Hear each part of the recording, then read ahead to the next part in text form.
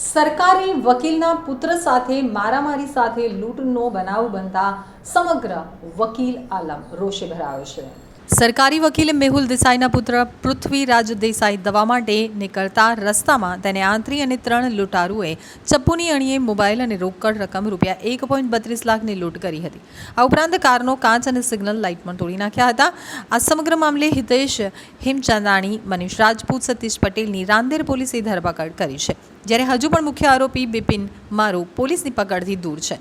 સરકારી વકીલના પુત્ર ઉપર હુમલા અને લૂંટની ઘટનાથી સુરત શહેરમાં તમામ વકીલોમાં ભારે રોષ જોવા મળી રહ્યો છે। શહેરના વકીલોમાં નારાજગી જોઈ સુરત રાંદેર પોલીસ જ્યારે આરોપીઓની ધરપકડ કરી પોલીસ સ્ટેશનથી કોર્ટ લઈ જઈ રહી હતી, ત્યારે ત્રણેય આરોપીઓને સુરક્ષા આપવામાં આવી હતી।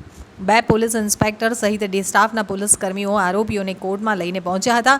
એટલું જ નહીં, ઉમરા પોલીસ મથકથી પણ સુરક્ષા માટે પોલીસ કર્મીઓને બોલાવવામાં આવ્યા હતા। ત્યાર પછી જ આરોપીઓને કોર્ટમાં રિમાન્ડ માટે રજૂ કરાયા હતા।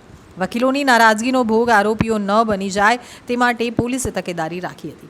સુરત શહેરના રાંદેર રોડ ખાતે રહેતા ડિસ્ટ્રિક્ટ કોર્ટમાં સરકારી વકીલ તરીકે ફરજ બજાવનાર મેહુલ દેસાઈના પુત્ર પૃથ્વીરાજ પિતા માટે દવા લેવા નીકળ્યા હતા। તે દરમિયાન રામનગરની તરફ આવેલા ભિક્ષુક ગૃહ પાસે કેટલાક અસામાજિક તત્વોએ કાર આંતરી અને પૃથ્વીરાજને બહાર કાઢી માર મારી હાફ પેન્ટ પણ ફાડી નાખી હતી। એટલું જ નહીં, આરોપીઓએ તેનો વિડીયો પણ ઉતાર્યો હતો અને 5,000 રૂપિયા પણ કાઢી લીધા હતા।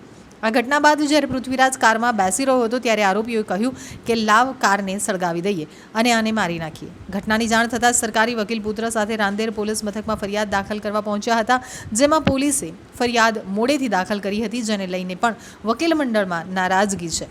આ દરમિયાન પોલીસ કર્મીએ જ સરકારી વકીલને કહ્યું હતું કે આ લોકો બહુ માથાભારે છે, તમે ફરિયાદ કરશો તો ભારે પડશે। સમગ્ર ઘટના બાદ આજે સુરત કોર્ટમાં વકીલ મંડળ દ્વારા ઠરાવ કરવામાં આવ્યો હતો। આ ઠરાવ મુજબ સરકારી વકીલના પુત્ર ઉપર કરવામાં આવેલા હુમલાના અનુસંધાને કોઈ વકીલ આરોપી તરફે વકીલપત્ર રજૂ કરશે નહીં। એટલું જ નહીં, મંગળવારે પોલીસ કમિશનરને પણ પોલીસના વર્તનને લઈ અને બેફામ બની ગયેલા આરોપીઓ વિરુદ્ધ રજૂઆત કરવામાં આવશે।